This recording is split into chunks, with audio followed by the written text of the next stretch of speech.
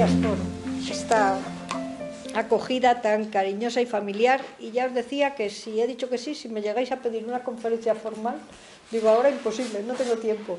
Pero la verdad es que me enganchó mucho el tener muy buenos vínculos también por aquí, por el País Vasco, y me enganchó mucho la propuesta metodológica que tenéis. Así que lo que nosotros hemos hecho desde nuestro equipo RUAG y algunos otros colaboradores es que hemos cogido literalmente las preguntas que nos habéis hecho, literal, porque valoramos mucho en el acompañamiento atender las demandas, y no reuniéndonos, pero desde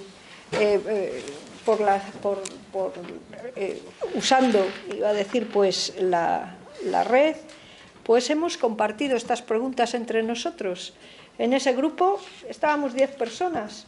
Una de ellas es Puy Araujo, que me acompaña, compañera mía, que también alguno hasta le conocerá su voz por Aincaren, y que también está muy vinculada a todo lo que es la pastoral de jóvenes, casi mucho más directamente. Por eso yo diría que lo que aporto no es mi aportación, es reflexión desde el equipo RUAG. Actitud de partida, algo que a lo mejor muchas veces decimos y no sé si siempre hacemos, ¿no? Sentarnos aquí, gente de diversas generaciones, y sobre todo que si nos sentamos para, sobre todo, focalizar más a lo que llamamos jóvenes, pues que nos sentemos todos en clave de igualdad, sabiendo que tenemos recorridos diferentes, perspectivas y sensibilidades diferentes. No espero juicio de si suena bien o mal lo que propongo y proponemos, que además es de una reflexión, sino es como aportamos y nos abrimos para que sigáis prolongando y escuchar lo que decís. Creemos sinceramente que una clave fundamental para todo el trabajo con jóvenes, y permitirme decir también con todas las generaciones, es precisamente pensar con, no pensar por, para, ni demás. ¿Qué aporta la dimensión vocacional? Decís, ¿cómo resulta significativa? ¿Cómo acompañarla? Permitirme desde ahí, entonces, lo primero, un excursus muy clave sobre este concepto vocacional. Decís, ¿qué aporta la dimensión vocacional? Nosotros consideramos que no es una dimensión más de la persona, porque la dimensión, la clave vocacional es mucho más que una dimensión. Desde un cierto paradigma de integralidad, que significa, vamos a decir, que cada uno de nosotros nos constituyen elementos muy diferentes, consideramos que lo vocacional hace referencia a ese impulso profundo que tenemos todos los seres humanos a crecer, a desarrollarnos, a proyectarnos de una o de otra manera en el futuro. Ahora, ¿cuál es la clave de la vocación? Descubrir la dirección de esa fuerza, porque los modos y trayectorias, ¿verdad?, que cada uno podemos desplegar, ese anhelo de proyectarnos, son muy diferentes. Esa es la primera idea sobre vocación. Sería muy bonito recordar juntos cómo cada época, cada cultura, a lo largo de los siglos, han existido y existen siempre esos arquetipos que son un poco como los que ayudan a pensar dónde situar cada uno el centro y desde dónde actuar, como las predominancias propias de la vida, ¿no? Y que cada uno de esos arquetipos representa diferentes modos de estar en el mundo. Las respuestas concretas a la llamada que cada uno siente dentro. Pero si desde ahí decimos, pero en resumen, ¿qué aporta la vocación en una vida? Dice, la vocación siempre aporta sentido, propósito. Los existencialistas del siglo pasado lo decían, ¿verdad? Quien tiene un porqué para vivir.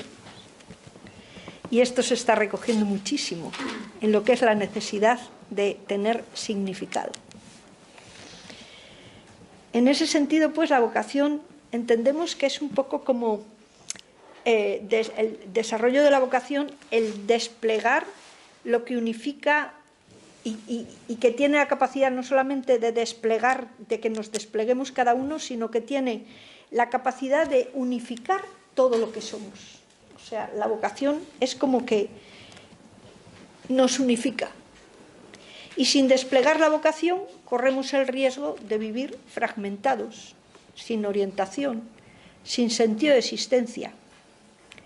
Aunque, como nos dicen los estudiosos, muchas de las generaciones actuales no valoren demasiado la brújula, pero bien sabemos que una brújula lo que siempre ayuda es un medio para orientar un sentido. ¿Qué es lo que resulta significativo de una vocación?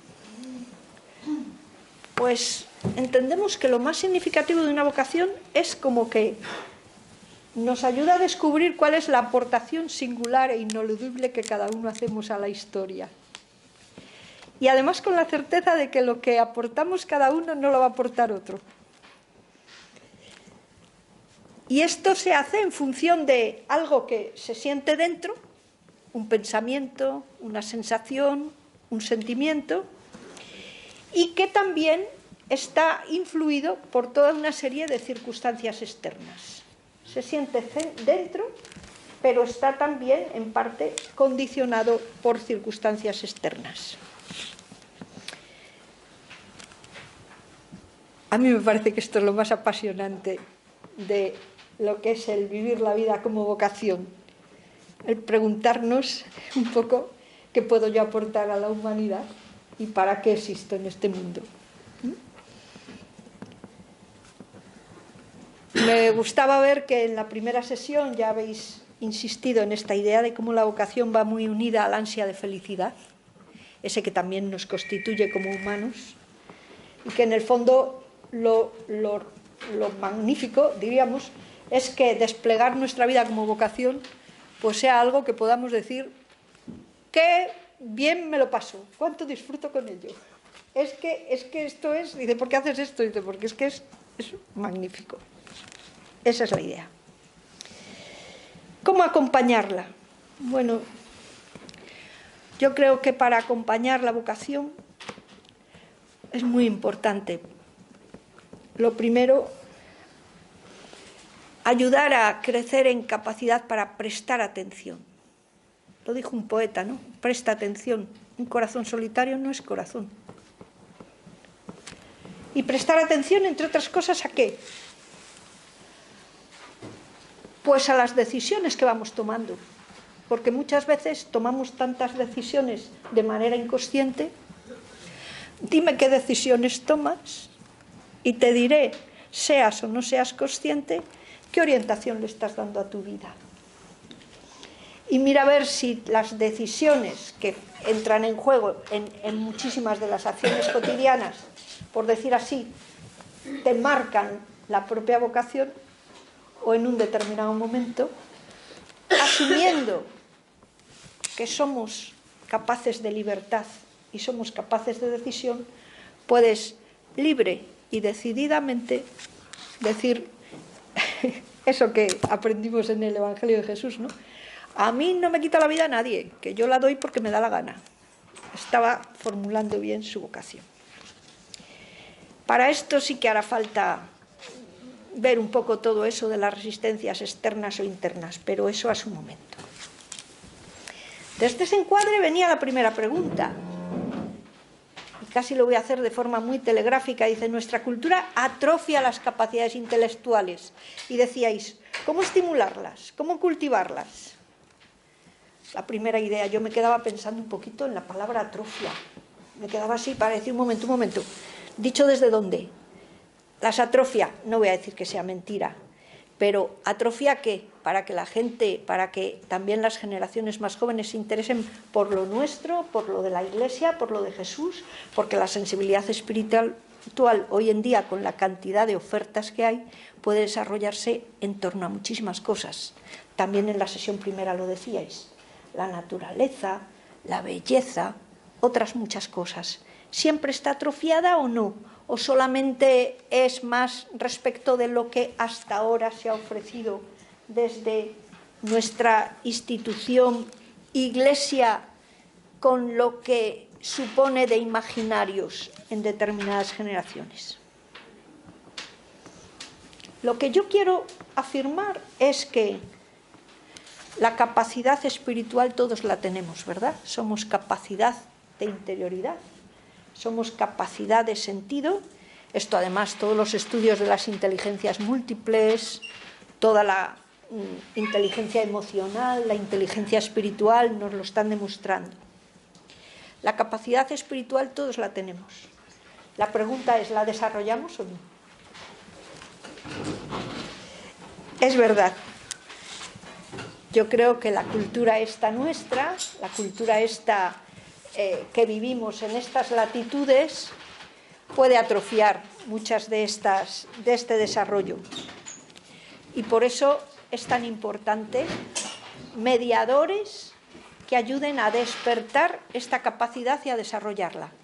Como cuando uno dice, tengo capacidad para la pintura. Dice, pero nunca he pintado nada.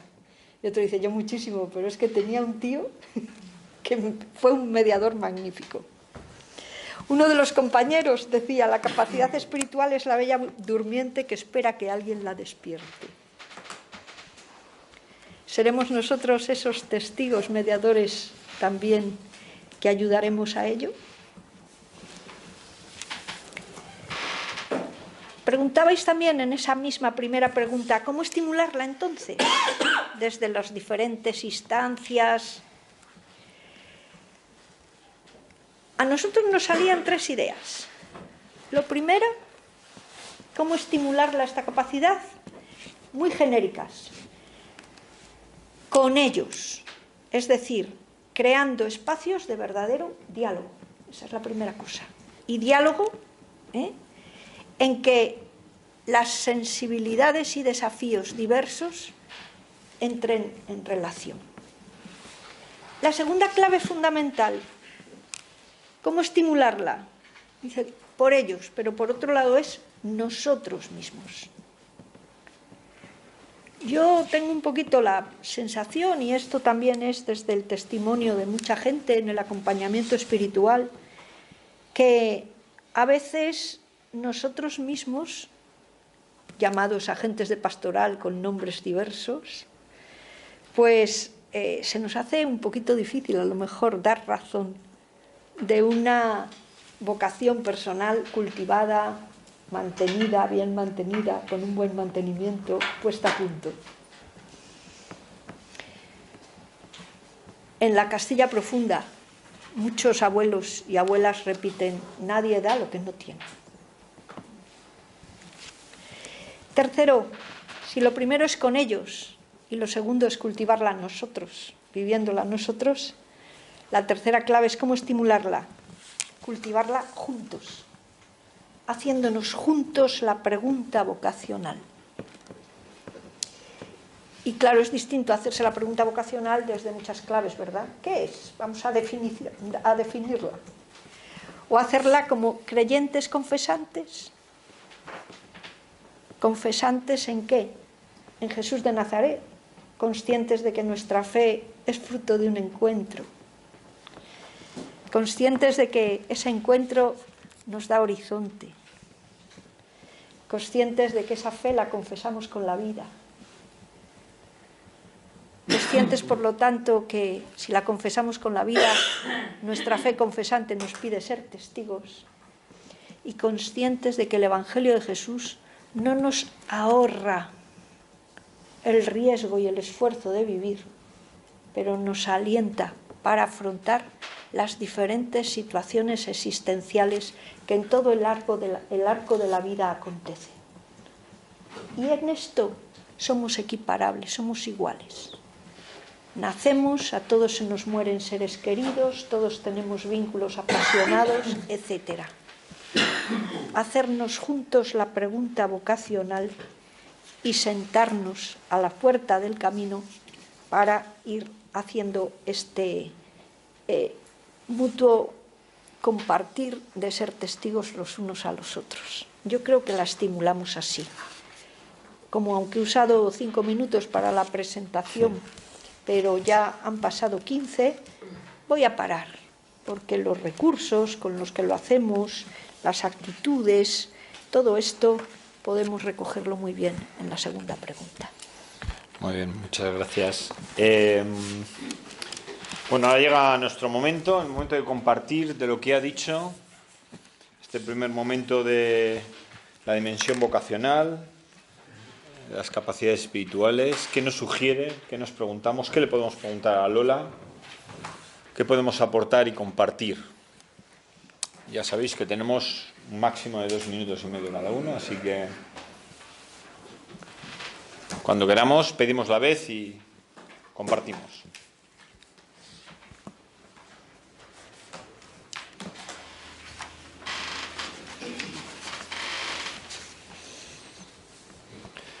Bueno, voy a arrancar yo, ya que la gente no sé si está tan fría por el tiempo. Voy a darle.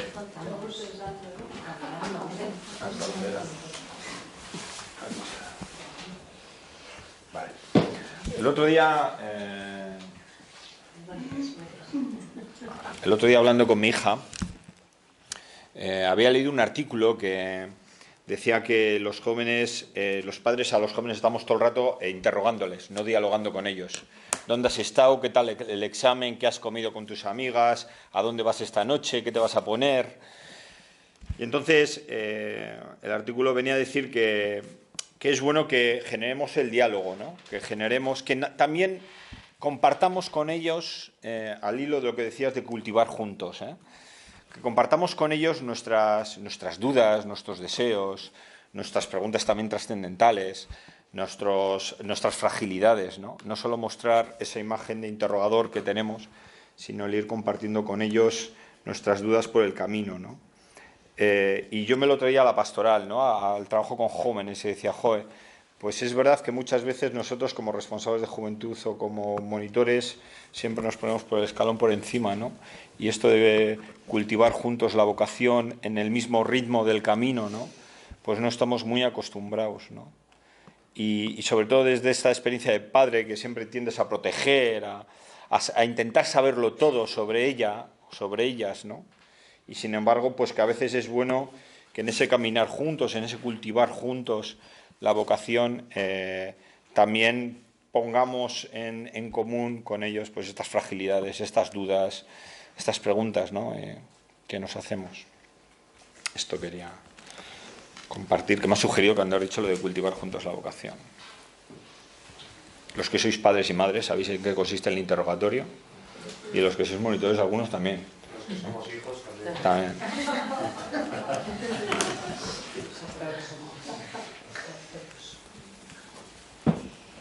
Más cosas.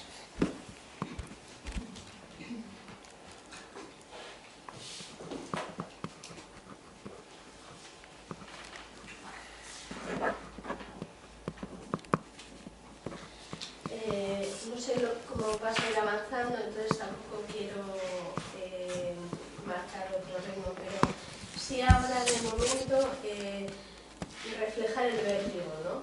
El vértigo en este proceso de acompañamiento en el que se sugiere mucho cuando alguien te habla, ¿no? Pero que cuando estás en ello convives con esa inseguridad, esa incertidumbre en el camino, ¿no? Y bueno, pues compartir eso, ¿no? Esa sensación.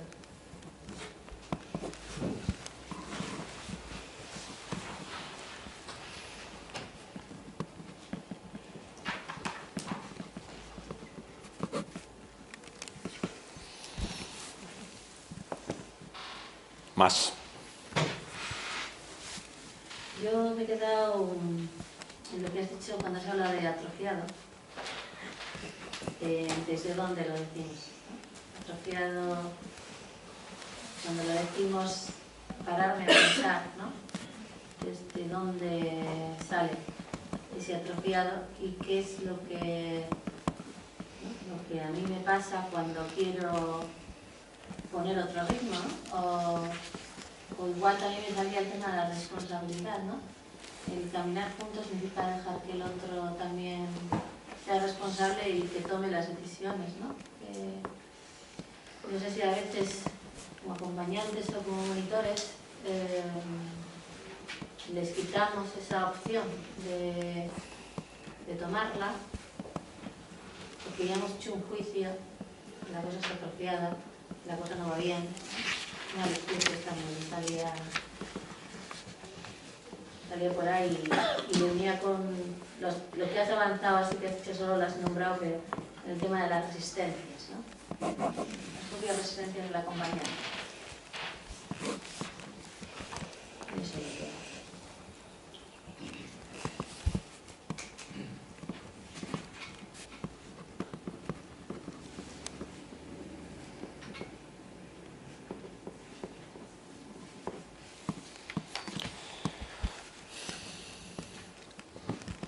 Les has debido dejar atónitos, porque esta es un foro que son todos, o somos todos un poco parraplas, pero bueno. Vamos, Aurrera. Me resonaba en la cabeza cuando has comentado que somos únicas e irrepetibles y que nuestra aportación a la historia también es única e irrepetible. A veces en los grupos de jóvenes no sé hasta qué punto les alentamos y les animamos a que sigan siendo únicas e irrepetibles y que tienen que sacar lo mejor de ellas. Creo que nos esforzamos y nos esforzamos en que el grupo en sí vaya adelante y con que el grupo tire, pues ya está. Y diluimos esa personalidad única de cada uno de los miembros del grupo. Y me lo apunto como nota para hacer y para seguir dándole vueltas. Me ha gustado mucho.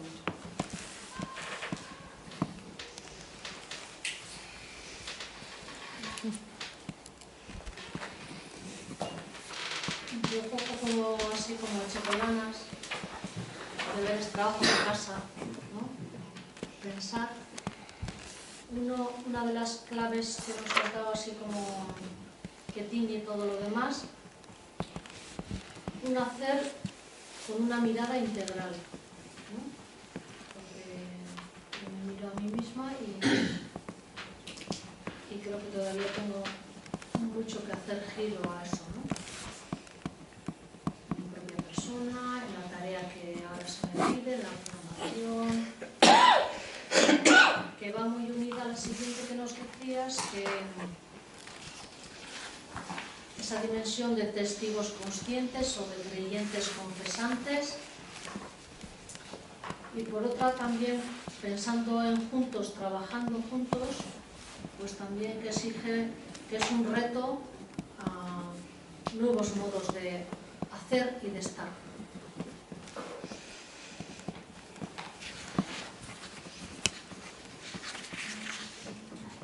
A mí me llamaba especialmente varias cosas, pero en este cómo acompañar esta capacidad de la vida como vocación, ¿no?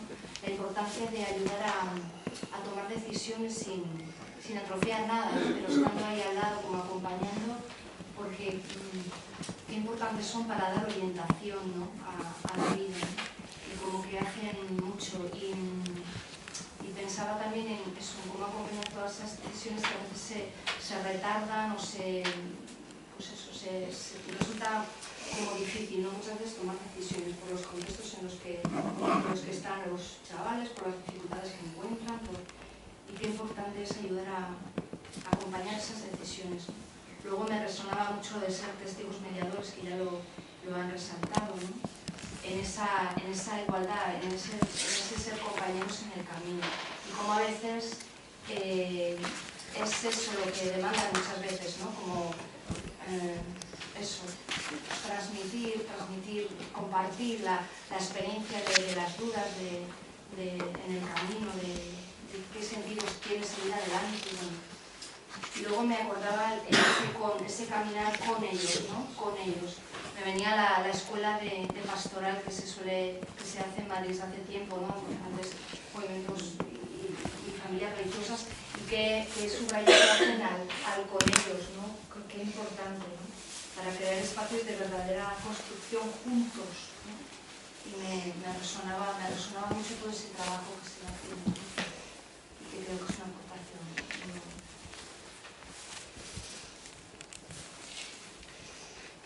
Jorge. Sí. A veces, tal como nos planteamos la dimensión vocacional, parece que es como una superestructura que va como por encima de la vida de la gente. A veces, cuando en realidad es algo que toda persona se va construyendo y es como una fuerza más interior de ir construyendo ese sentido o ese propósito, ¿no? Entonces, ¿cómo tenemos que plantearnos las cosas para que realmente lo que proponemos de alguna manera conecte más con lo que es esa fuerza interior que cada cual necesita ir construyéndose en lugar de ser y de parecer como algo externo sobreimpuesto a lo que es el discurrir de la vida de los jóvenes, ¿no?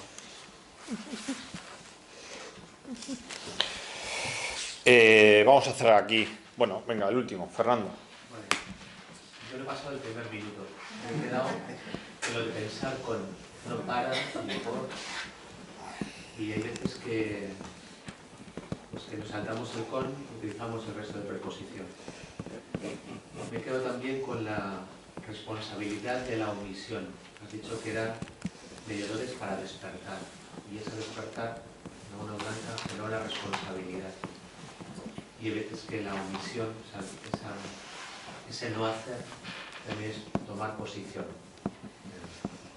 en ese contexto. Escuchaba el otro día en otro foro que los jóvenes en nuestra iglesia no tienen espacio y que no les damos lugar, que son el futuro, pero eso no lo compartía, creo que son el presente, somos comunidad, con lo cual los niños son iglesia, los jóvenes son iglesia, los adultos son iglesia. Lo que pasa es que muchas veces lo damos todo tan estructurado que no hay espacio para la creación, pero la creatividad o dimensión personal de cada uno.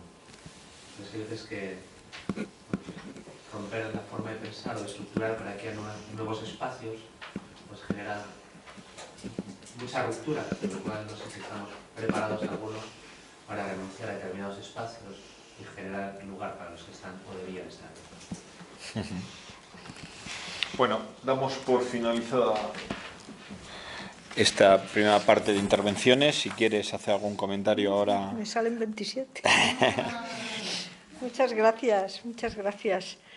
Me salen muchos y me sale además la broma, ¿no? Cuando tú decías, Jorge, lo primero, lo de las preguntas interrogatorio, ¿no? Dice, claro, dice, ¿qué es lo mejor que puede hacer un hijo para librarse de sus padres? Dice, pues claro, cuando llega el padre, la madre, patosos ellos, ¿no? Y le hace la pregunta al juez, ¿qué hiciste el lunes a las 9 de la mañana? Pues casi tiene que contestar como Mafalda, ¿no?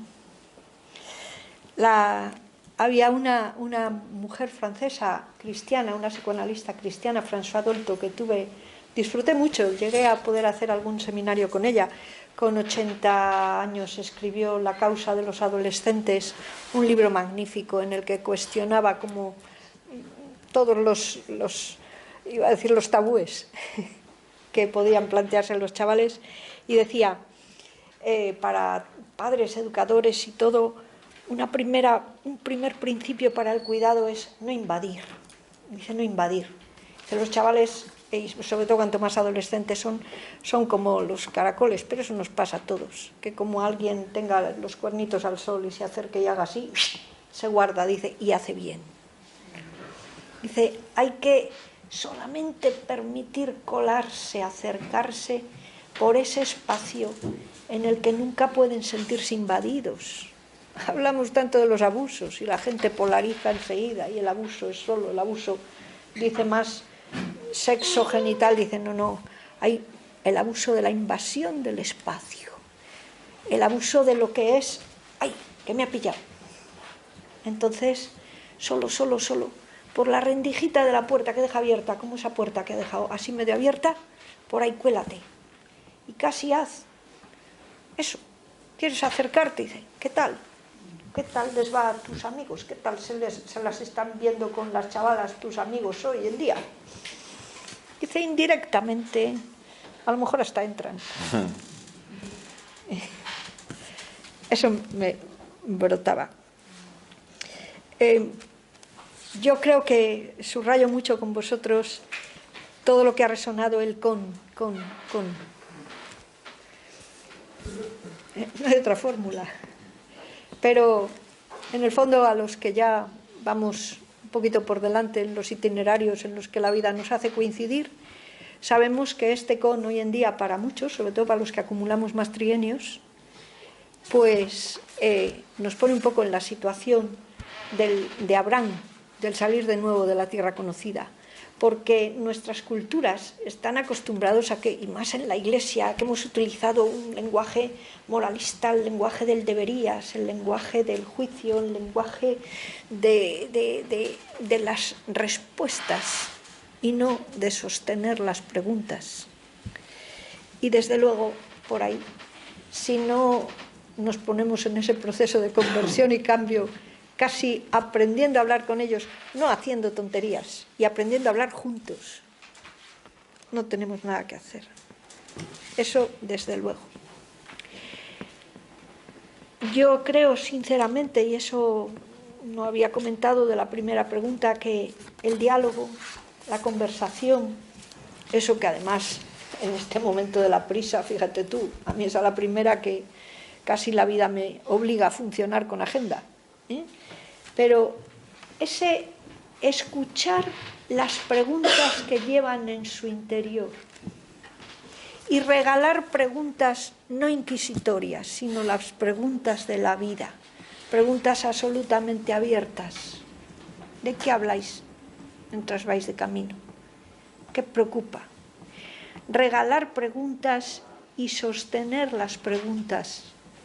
Creo que esto es entrada número 1 de hoy en lo que es la interioridad. Esa interioridad, desde luego, como decías, que cuando la imaginamos como una superestructura es casi como si fuera un problema de matemáticas. X por Y igual a Z, raíz cuadrada. No va por ahí la cosa, ¿verdad?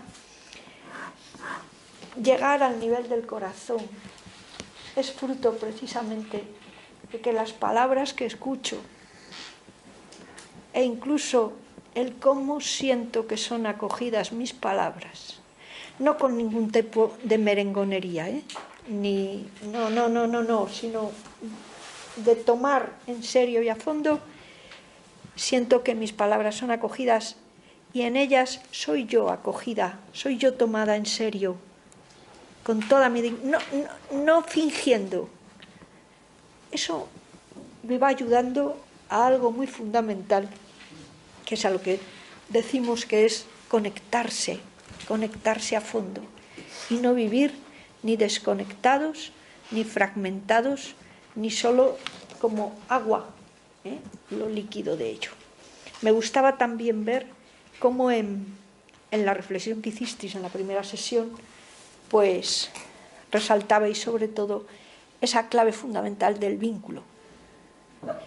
El vínculo es la llave de contacto para que un coche se ponga en marcha.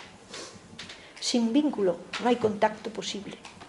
Y la experiencia de vínculo es una experiencia que en todas las generaciones, quienes la tenemos, la tenemos. Y en el fondo, cuando digo qué vínculos son los que verdaderamente la vida te ha regalado, o yo hablo de ellos, enseguida nos viene esa certeza de alguien que me ha tomado en serio y me ha mirado con confianza y no me ha juzgado. Y desde esa experiencia de vínculo, que no de fusión, pero desde esa experiencia de vínculo, se hace posible el camino para conectarse un poquito con lo profundo y casi decir ahora en serio. Esto me parece como algo que nos da como testimonio pues la experiencia misma y la gente que vivimos estas historias. Claro, por eso, ¿cómo no hablar del acompañamiento personal?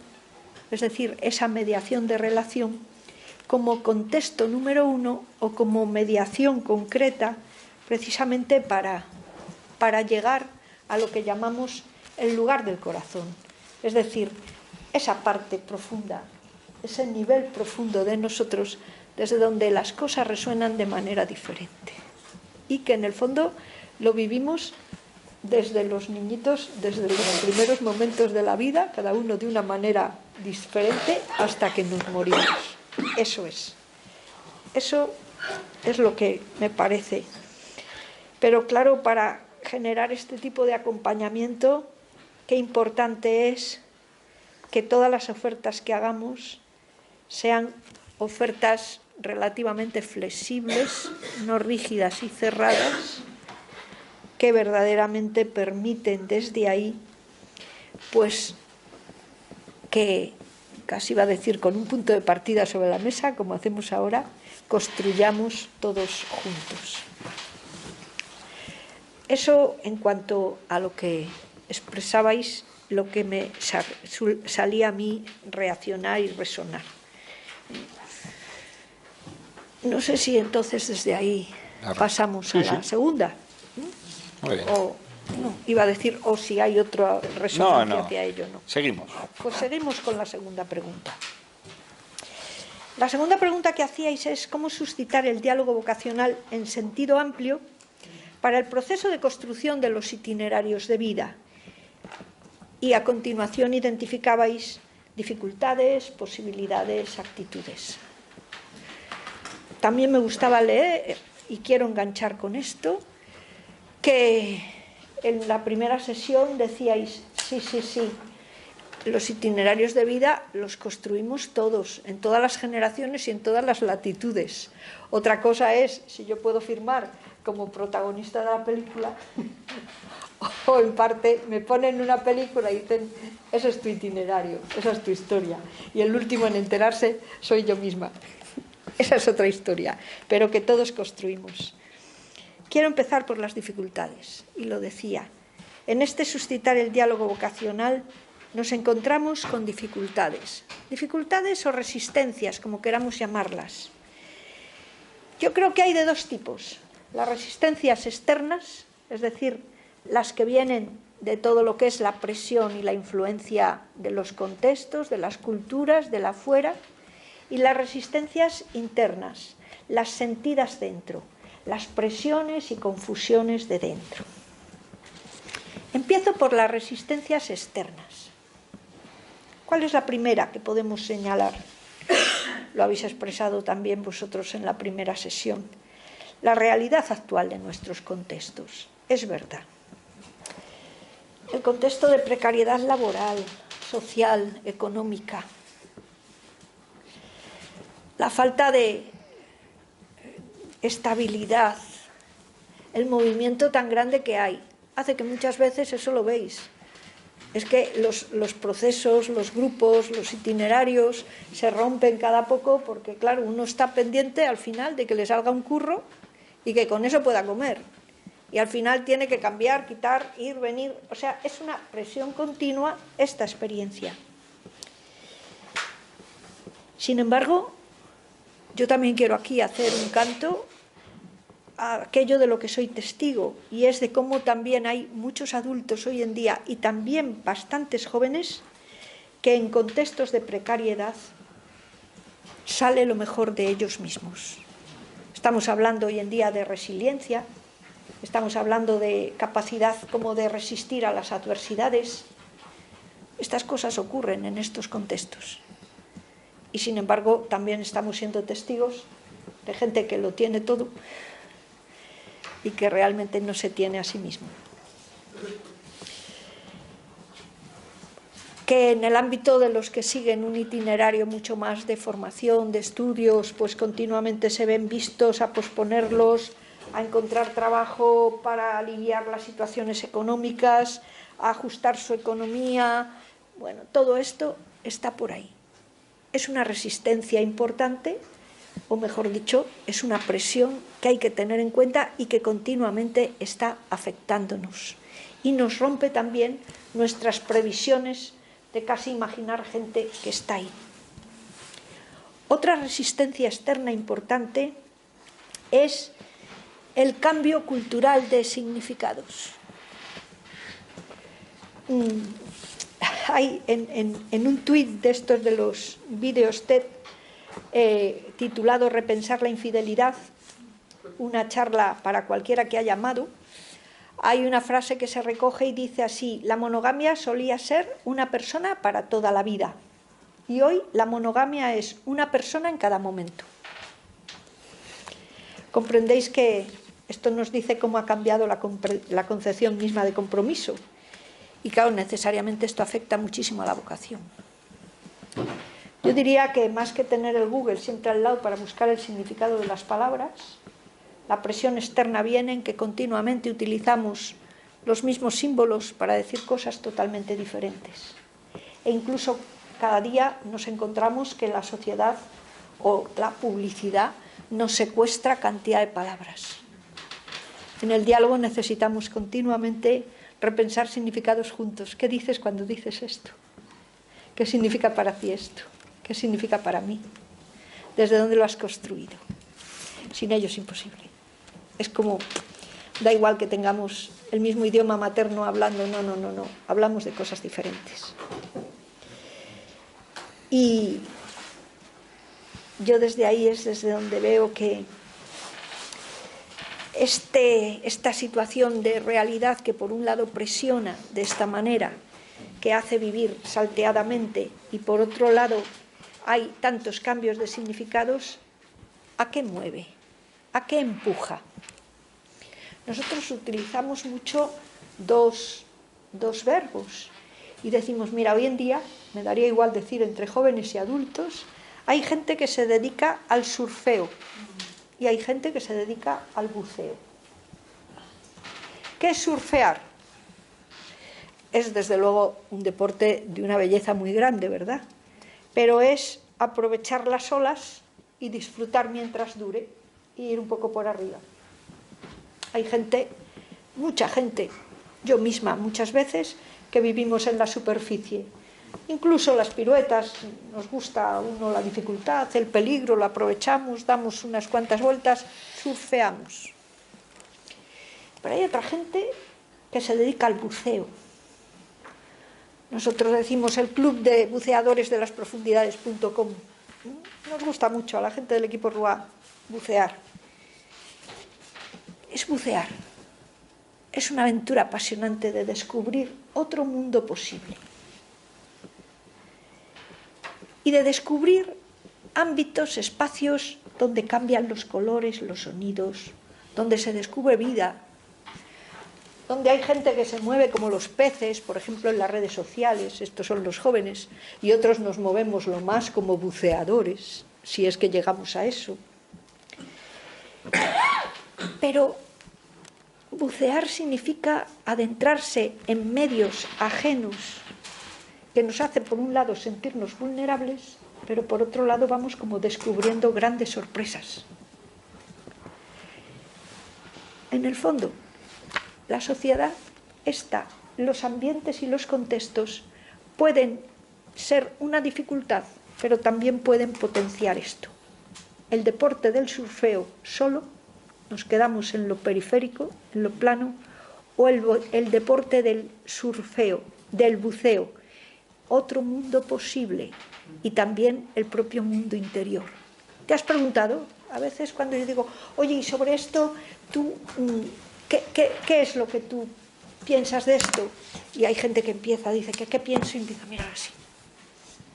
Digo, no mires por ahí, no le preguntes solo a la cabeza. Contacta con tu cuerpo y escucha qué pasa. ¿Qué sensaciones pasan?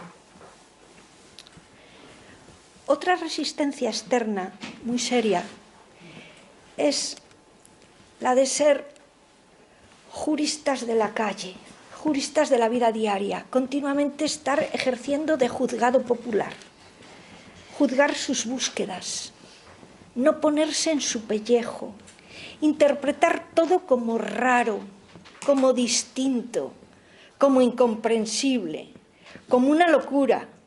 Como que por ahí yo ya tropecé 3 veces por la misma piedra. ¿Cuándo te darás cuenta? Dices, cuando descubra yo mi Mediterráneo.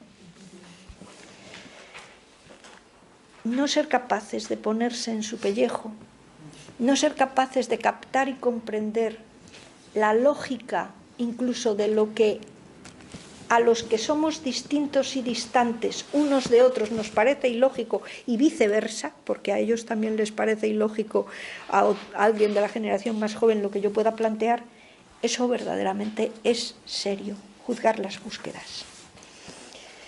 Yo creo que por todo, y coincido con todos estos análisis que se está hablando de las generaciones actuales de jóvenes, que son capaces de involucrarse a fondo, aunque sea de manera puntual, pero cuando se sienten verdaderamente fascinados por un proyecto y cuando las tareas que se les ofrecen no son cerradas, sino abiertas, que incluso suscitan o potencian su propia aportación y sobre todo si pueden llevarla adelante en equipo. Hace poco me explicaba entusiasmada, y es una de las compañeras, una profe de magisterio, de didáctica de las matemáticas, que había dejado totalmente de lado la lección magistral y había hecho solo trabajos de equipo desde experiencias para construir y ser todos maestros unos de otros. Estaba impresionada y entusiasmada de cómo había respondido la gente. Por otro lado, claro, estas resistencias nos encontramos luego a veces nosotros tan limitados de fuerzas. ¿Qué es esto? A mí no me da tiempo, yo no puedo, tengo agenda, que se hace muy difícil. ¿Por dónde pueden ir las resistencias más internas, las dificultades internas? Ya lo hemos apuntado antes. Yo creo que la experiencia nos va diciendo que una primera dificultad interna está en decisiones, permitirme aquí que casi meta una clave moral, mal tomadas, decisiones no reflexionadas, decisiones a lo mejor no queridas, no pensadas, pero que alejan de lo que puede ser el impulso de cada uno. ¿Y esto por qué considero que es una resistencia interna muy seria y quizá de las que más me preocupan para con los jóvenes? Porque crean hábitos y actitudes a veces muy difíciles de deshacer, muy difíciles de desaprender. Y cuando uno quiere salir a su encuentro, es como que uno dice, mira, yo ya estoy por aquí. Y daros cuenta que aparte de este impulso que tenemos capacidad para siempre, el impulso de crecer, de desarrollar nuestra vida, también está la inercia de que en el fondo somos personas de inercia y que cuando vamos cogiendo hábitos, costumbres, qué difícil a veces es desmontarlas. No digamos si esos hábitos y costumbres se hacen adiciones de uno u otro estilo. Me preocupa también, como otra resistencia interna, y nos encontramos bastante, el vivir con la típica expresión de no me di cuenta. Es decir, vivir con una inconsciencia muy grande. Y claro, en esa inconsciencia, como realmente nuestras culturas, nuestras sociedades hoy en día, si hay algún mensaje claro que se nos ofrece, es el de que en esta sociedad solo Dios sobra, en vez de lo de Santa Teresa, que solo Dios basta, pues viviendo con tanta inconsciencia y con este mensaje reiterado de 1000 maneras de que solo Dios sobra y que además quedarse en silencio es demasiado miedoso, porque claro, quedarme yo sola en mi casa, si soy además habitante de mi casa deshabitada, cualquiera se queda sola conmigo y cualquiera me quedo yo. Voy a ver qué enciendo, voy a ver a qué me conecto, porque desde luego no estoy conectada. Siempre me han inspirado muchísimo las paradigmáticas tentaciones de Jesús en el desierto, que todos hemos estudiado en teología, que son a lo largo de toda la vida. La primera de ellas es, había hambre y solo había piedras. Y el arte es un poquito como decir qué capacidad tenemos para resistir la tentación y hacer que las piedras se transformen en pan. Yo creo que hoy en día todos nosotros, pero las generaciones más jóvenes se encuentran fundamentalmente con 3 piedras, por agruparlas, para vivir la vida como vocación. La primera piedra es la gran piedra de las continuas dudas, dudas que además es mejor disipar y distraerse de ellas. ¿Qué hacer, qué no hacer, por dónde tomar camino, por dónde no tomarlo? Expectativas no cumplidas, anhelos no suficientemente clarificados, cosas que han fallado. La segunda gran piedra o la segunda gran dificultad para vivir la vida como vocación, en el fondo, es creer que conmigo empieza el mundo y que yo voy a mi bola y que en el fondo yo me lo guiso, me lo como y me lo monto y además no tengo que agradecer nada a nadie. Eso que es otro tipo de, no sé, puede generar según las maneras de ser sensibilidades muy diferentes. Y la tercera es dejarse llevar por el ambiente. Como tenemos una sociedad, sobre todo de consumo, tan atenta que dice, tú no te preocupes de pensar, que ya pienso yo por ti. Si no quieres, no te preocupes de nada, que ya tomo yo decisiones por ti, tranquilo. Pues entonces podemos avanzar como la veleta.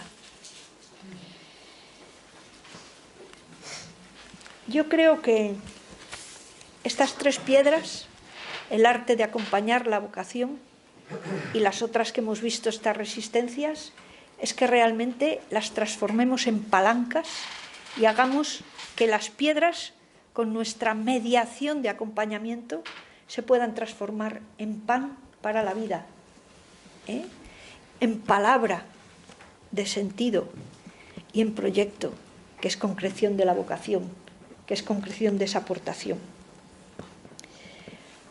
¿Qué podemos hacer ante las dudas?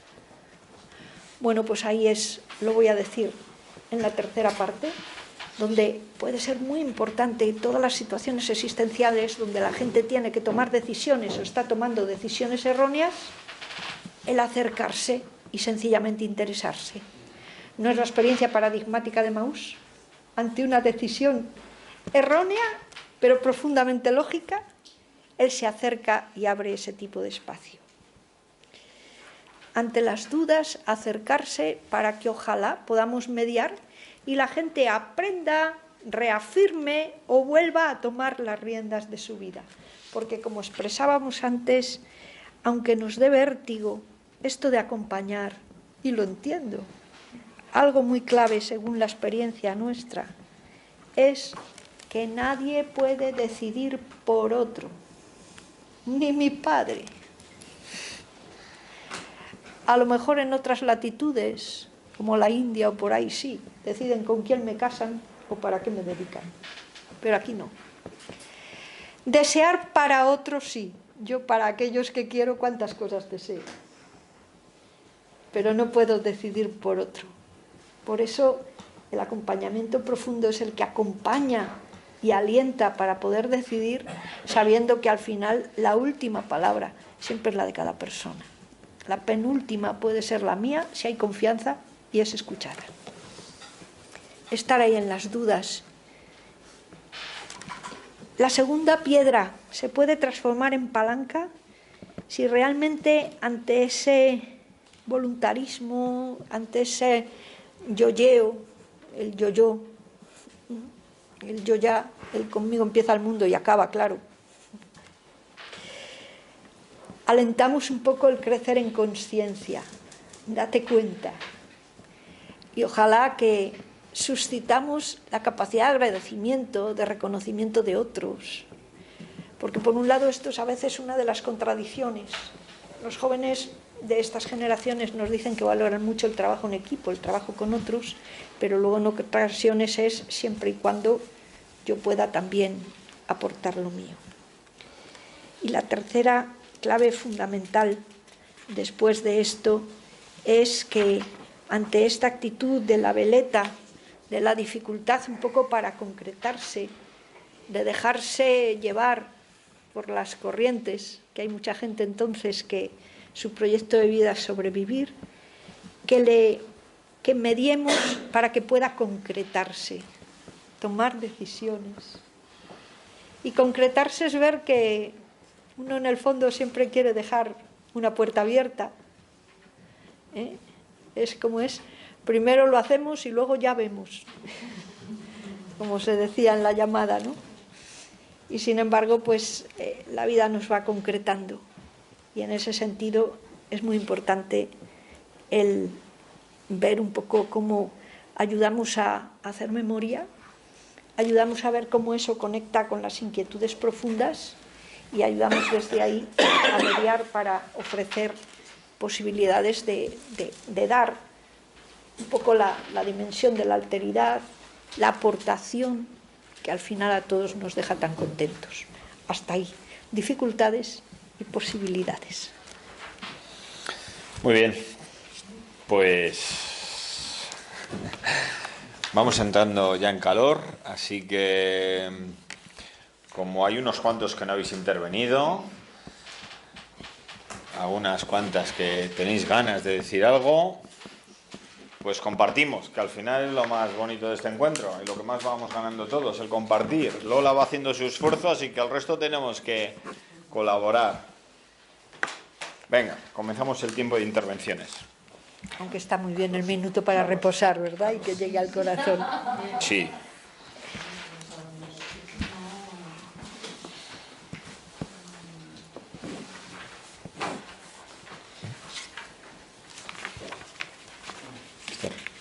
A mí me ha encantado la expresión, comentaba aquí que nos has puesto pues este juego de palabras, ¿no? De surfear y bucear, ¿no? Y la pregunta un poco, bueno, más que pregunta, la cuestión que me surgía es los que estamos trabajando o hemos trabajado bastante con jóvenes, cómo poderles acompañar personalmente y también en grupo, ¿no? Por las dos dimensiones, y buscar este equilibrio, ¿no? Entre no quedarnos en el surfeo, lo guay que es, y en ese buceo, ¿no? Que también yo sí veo que he descubierto a lo largo de estos años, pues que hay muchos jóvenes pues que van descubriendo esa aventura apasionante que nos decías tú, que nos proponías, ¿no? De descubrir otro mundo posible. Hay testigos, ¿verdad? Hay testigos. Eso es. Pero a la vez, pues sí me surge siempre o me cuestiona eso, cómo buscar el equilibrio entre el surfear y el bucear, sobre todo ya más trabajando en esta clave vocacional, ¿no? Pues, bueno, un poco desde ahí me surgía la pregunta, ¿no?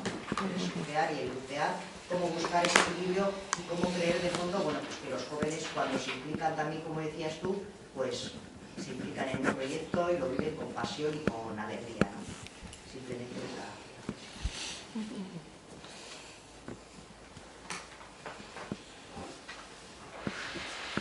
Seguimos compartiendo. Yo por mí, un poco con lo que ha dicho Esther, yo me quedaba sobre todo con lo que los jóvenes son capaces de involucrarse, pero que nosotros continuamente les buscamos, ¿no? O sea, esos dicho de la calle, que es verdad, ¿no?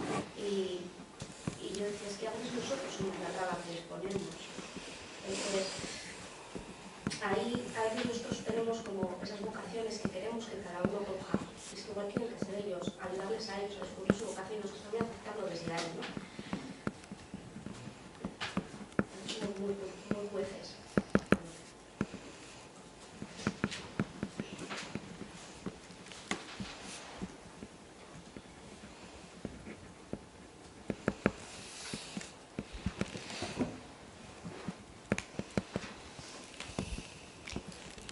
Javi, que estás muy pensativo. Bueno, me acaban de llamar. Como de Perú. Casi me tengo que ir a la Saura, amigo. No me digas. Sí, para no volver.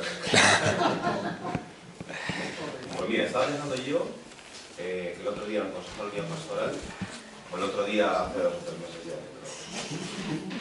estuvimos hablando del tema de los jóvenes. En Masolino hay en grupos, no hay gente joven que ya está aquí, desde 15 sí tenemos ya. Entre 15 y 40 años no hay gente en los grupos de jóvenes. Entonces, estuvimos hablando en el Consejo de Guía Pastoral, pues qué hacer, ¿no?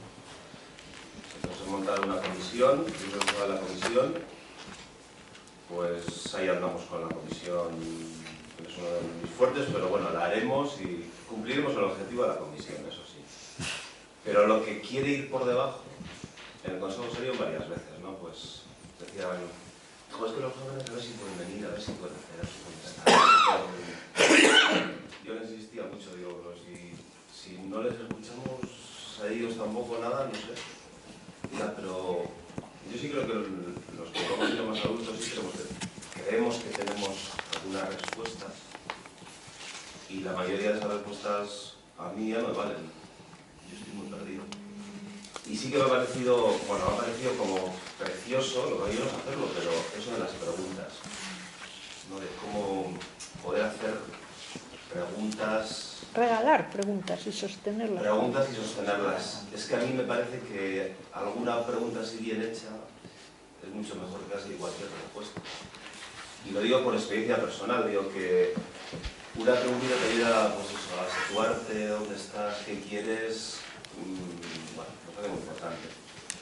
Entonces, yo vuelvo con lo que decía antes. Has empezado, yo las dos cosas primeras que he apuntado ha sido pensar con, y antes has dicho lo primero, voy a contestar las preguntas porque me lo habéis demandado vosotros.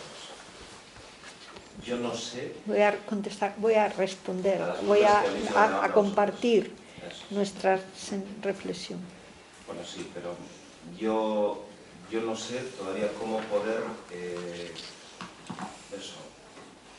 acercarme a las demandas que tiene la gente joven en Passau. Eso no soy capaz de... Eso cómo hacer. Ya. Muy bien. Veo que funciona el reloj, lo miráis de reojo. Está funcionando. Muy metódico, son formales. Ya has visto que en Bilbao tenemos fama, pero al final somos formales. Da gusto. Más. Yo me encuentro con varias cosas, ¿vale? Cuando hemos hablado al principio, que tenemos unas respuestas cojonudas para preguntas que no se hacen. Es que es el problema, es que estamos respuestas para preguntas que no se hacen. Lo primero. Y lo segundo, en el acompañamiento, en el poco o mucho que yo puedo hacer, me encuentro con que a veces intentando dar un consejo, se creen que tú no has tenido esos problemas. Qué bonito que sobrenaturalizas todo. Al final le llegas a decir, no, esto lo he hecho después de 3 meses dándole vueltas a lo que me ha pasado. Que esto no es automático. Ah, no, claro que no. El problema es ese. Muchas veces acompañamos sin que se vean nuestras miserias vocacionales. Lo pintamos todo tan redondo que a los jóvenes algunas veces les parece que es inalcanzable eso. Y algunas veces no está de más mostrar que nuestra coraza vocacional tiene unas cuantas abolladuras y unos cuantos raspones, ¿no? Yo me encuentro a veces con eso, que a veces hay que mostrar también un poquito de tus heridas y de tus cicatrices para ayudar a la gente a caminar.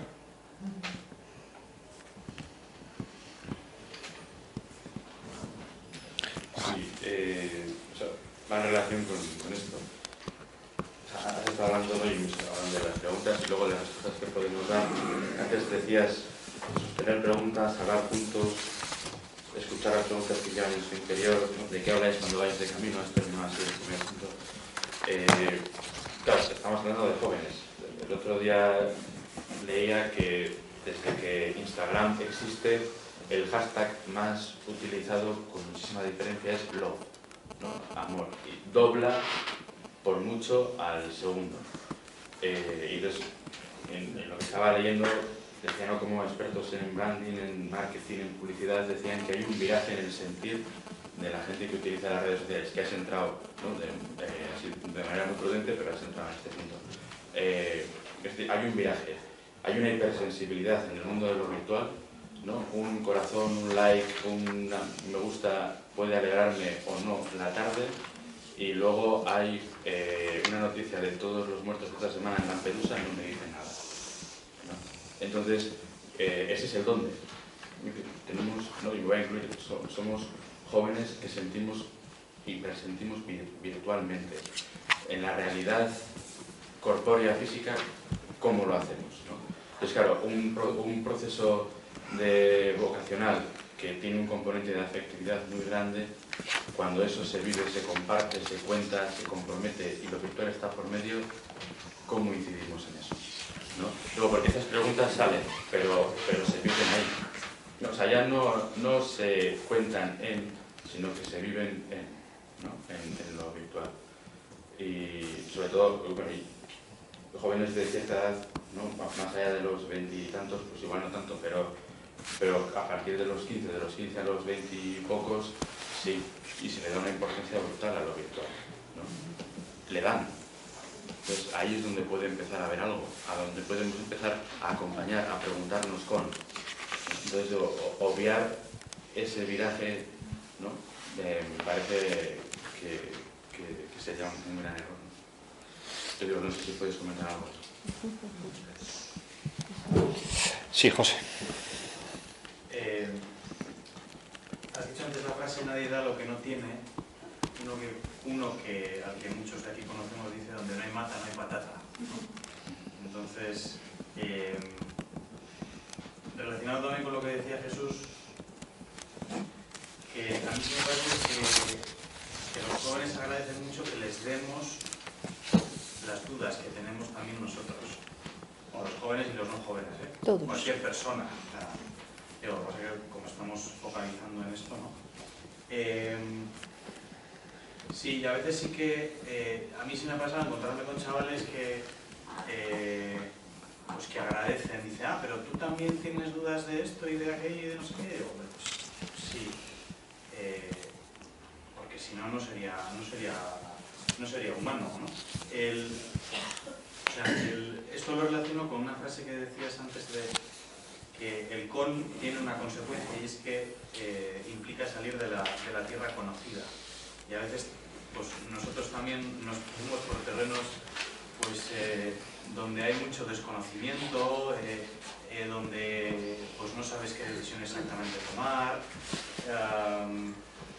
donde, bueno, o sea, me parece que eso, que es importante, o sea, yo creo que si en algo podemos ganar a la gente es en mostrarnos como la gente. O sea, no con la respuesta a todo. De hecho, mi experiencia me dice, a mí me ha pasado y lo he visto en otras personas, la respuesta para todo echa mucho para atrás. Que ya no se aguanta. Y en el ambiente eclesial hay ámbitos en los que esto se da, la respuesta para todo. Y tener la respuesta para todo es como lo opuesto a vivir, porque dices, bueno, pues tiro por aquí y ya. Entonces, a mí sí me parece que deberíamos dar de lo que tenemos, que son dudas, y aventuras, desventuras y todo. Muy bien. Una intervención más, te dejamos para luego, Belén. Fernando. Los jóvenes en mi unidad pastoral no se sentían acompañados. Entonces dije, bueno, pues vamos a intentarlo. Entonces, por los 15 monitores me puse a hablar con ellos, y quedar con ellos individualmente y bueno, pero hay una gran dificultad. ¿Quién soy yo? Claro, soy el cura. Entonces, no es lo mismo que hable cura que hable... Entonces, ahí yo me intento salvar esa dificultad, ir sin nada, o sea, libremente con ellos y de tal manera que sean ellos los que te cuenten un poco la vida, que ellos saquen sus propias preguntas, que esto tú lo que haces es un poco acompañarles en eso. Yo voy sin ningún objetivo claro, más que eso, más que intentar aproximarme a ellos, intentar conocerles. Y mi pregunta es si eso está bien o eso está mal o tendré que hacer algo más o algo menos. La pregunta del millón, joder, qué morro. Pues, no es una experta, una... ¿Está bien o mal? No, ya está. Ya he dicho que el último ya me vale. Muy bien. Si quieres hacer un comentario breve, Sí, se nos va el tiempo, si no, sí. a lo que hemos dicho aquí y continuamos. Sí. Surfear y bucear, decías tú, Esther. Surfear y bucear. ¿Cómo acompañar ese equilibrio? El surfeo, en el fondo, puede ser importante recordar aquí a un paisano, a John Sobrino, ¿no? de esta tierra, que decía que es una forma de ayudar a tomarse en serio la realidad lo que hay, lo que acontece. Es decir, el surfeo ayuda un poco a contactar con la realidad que has vivido. Yo sí que siento que con los jóvenes hay que aguantar bastantes películas. Es decir, yo a lo mejor ya iría... Hay una compañera mía, simpaticísima, Concha Calleja, que hace años, no de ahora, cuando entraba en contacto con un joven por algo, hemos compartido mucha vida con ellos y había alguna cosa que chirría y le decía, mira, si fueras un sobrino mío ya tuviéramos hecho el contacto, el vínculo y nos quisiéramos mucho, yo ahora te daba 2 tortas o te daba 2 gritos y dentro de un rato estábamos tomando un vino juntos. Y dice, pero como tú y yo no nos conocemos, tenemos que ir despacito. Así que tú explícame eso, es que no sabes nada, le decía al otro. Y empezaba a contarle la película. El surfeo ayuda como a expresar la realidad. Pero sin embargo, ahí es donde viene, casi como pequeñas cuñas, como palanquitas, como sin estorbar mucho, la posibilidad de acoger eso. Y tantas veces como dinámicas muy sencillas que hemos hecho, diciendo, ocúpate de lo que el otro piensa, siente, cómo se le queda el cuerpo con aquello que hace. Vete a decir, ¡jo! O sea, haz eco de aquello y di, ¿y cómo te quedabas? Y a lo mejor no hay que preguntar porque ya lo ha dicho, dice, o sea que te... Y, ¡jo! Y desde luego, y a ti aquello que te pareció, y te da el pensamiento. Fíjate, y esto como, y casi sin darse cuenta, hay un modo de estar al lado que le ayuda al otro a desgranar lo que vive, a profundizar las experiencias hasta que pueda contactar un poquito.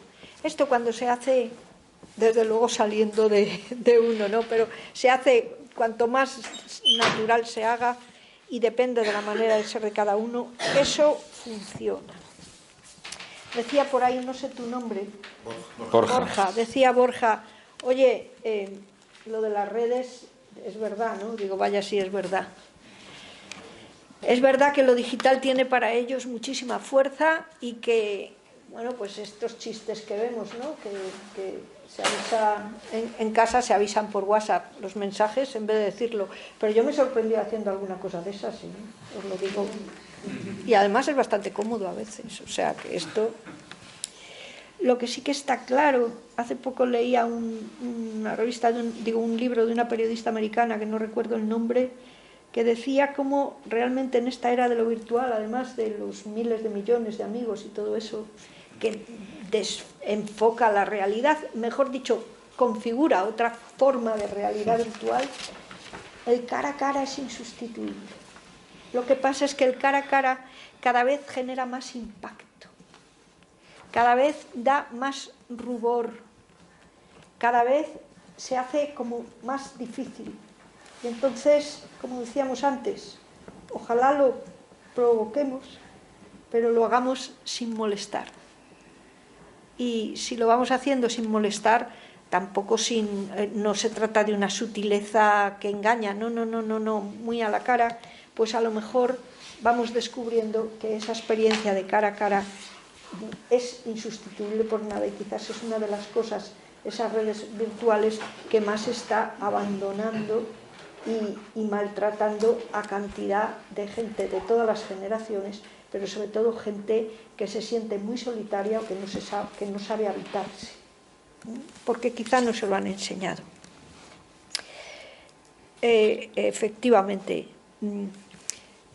coincido, ya lo he dicho, que lo de tener respuestas para todo, yo las respuestas para todo las llamo que eso es del club de los extintores apagafuegos del espíritu. El espíritu está, venga a querer encender los fuegos de la vida, venga a querer empujar. Y nosotros, si de repente hay una pregunta encendida, corriendo, extintor, pum, pum, pum, pum, apagarla. Problema, solución. Somos demasiado pragmáticos. Sostener las preguntas es, esto nos mete en un lío. Pues vamos a ver, vamos a buscar. Tú que ya lo sabes todo. Dice, bueno, sería muy triste si lo supiera todo. Por otro lado, estaría un poco tranquilo. Desde ahí sí que puede ser muy importante el aportar otro tipo de semillas, otra cultura, otra manera de salir al encuentro en la conversación, que muchas veces, sabéis lo que dicen, pero no solo los chavales, ¿eh? Dicen también los adultos, dice, es que, uy, a ti te lo habrán dicho 1000 veces, es que haces unas preguntas más raras. Son las preguntas que hacen pensar. ¿Os acordáis de una película que ya es de hace unos años, Descubriendo a Forrester, que está ahí con el chaval? ¿Y os acordáis que el otro en su literatura dice, tío, que te haces preguntas tipo sopa? ¿Preguntas tipo sopa para el acompañamiento? No. Preguntas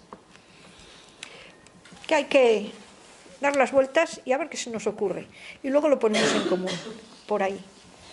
En ese sentido, pues, sinceramente creo que las posibilidades fundamentales para sostener este acompañamiento de todo lo que es la dinámica vocacional en la vida tiene una primera clave, la que se recoge en las bienaventuranzas. Bienaventurados los limpios de corazón, porque ellos verán a Dios. Es decir, la primera clave es la mirada, el cambiar la mirada. Y eso también, después de salir de la tierra conocida, hay cosas muy buenas, ¿verdad? ¿Os acordáis de, vamos, cantidad de columnas que hay, eso que de repente, si me veo yo al lado con un tío de malas pintas y que tiene así, no sé cómo, para mi manera de ver, pues sí, está el bolso aquí, lo pongo aquí, como que nada. Y lo que pasa es que verdad, a su manera, no sé cómo hace, y al final es el que me lo coge. La mirada no es solo el cambio de mirada, el libre de prejuicios, sino, ¿de verdad nos creemos eso de que estudiábamos en teología, de que Dios habita cada corazón y está presente en toda realidad y está deseando mostrarse? O tendremos que recordar lo del cuarto cántico del siervo, que dentro de poco lo vamos a celebrar en el Viernes Santo, de cómo hoy en día es que el espíritu se camufla de tal manera que parece que no hay parecer ni hermosura que atraiga las miradas. Sin embargo, está ahí, en lo que a mí mismo a lo mejor me sorprende y me descoloca. Yo creo que la mirada, esa mirada que genera vínculo, insisto, no merengonería, no es bobaliconería, es esa certeza de esta tía, este tío me ha tomado en serio. Dicen, ¿qué lo has visto? Y dice, pues no sé, en las botas, en el bigote. No ardía nuestro corazón mientras nos hablaba. La mirada que genera vínculo. En muchísimos pasajes del Evangelio, pasajes vocacionales, empieza la clave, la mirada. La otra clave va por ahí, salir de nuestros espacios. Y los espacios no son solo ya los físicos, sino los espacios mentales, los espacios vitales, y crear, acercarnos a sus propios espacios. Y desde aquí, a mí hay una expresión que me gusta mucho, la aprendí del antropólogo, del filósofo Martin Buber, cuando hablaba del encuentro existencial, el crear espacios compartidos. Ahora, estudiando un poquito y profundizando en todo lo que es el diálogo intercultural, se dice la importancia de crear terceros espacios.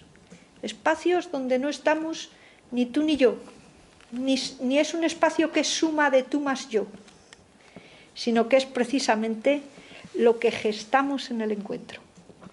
Yo creo que salir de nuestros espacios conocidos a los lugares donde ellos están, a las películas que les mueven, a los surfeos, partir de donde ellos están.